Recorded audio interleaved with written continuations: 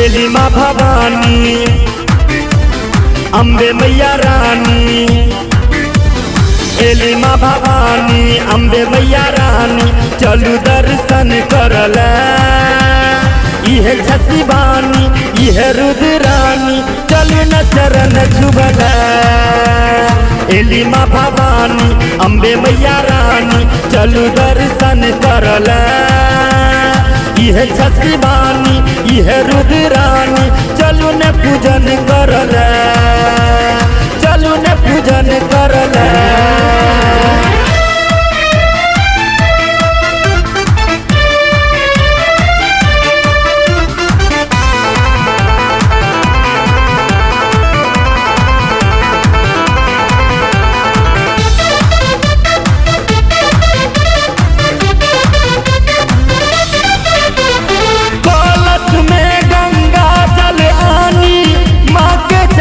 पखारब हम कंचन थार कपूर बातिल आरती उतारब हम,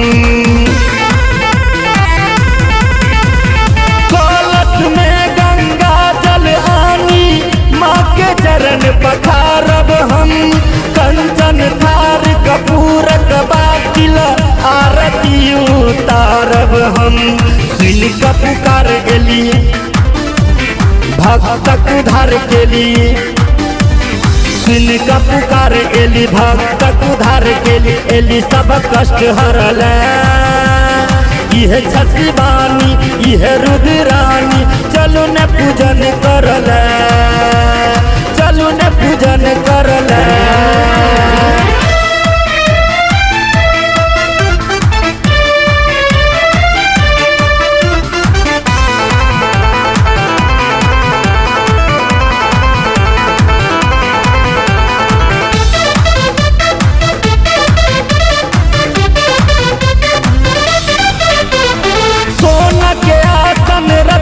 सिंहासन पर मैया के बैसायब हम, हलवा पूरी मेवा लड्डू माँ के भोग लगायब हम।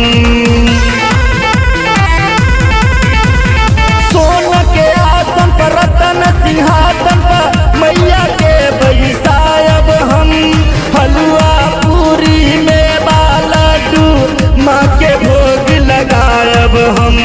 शुंभ के मारली निशुंभ संहारली, शुंभ के मारली निशुंभ संहारली, धरती के हित करल इहे छठी बानी इहे रुद्रानी, चलू ने पूजन करल, चलू ने पूजन करल।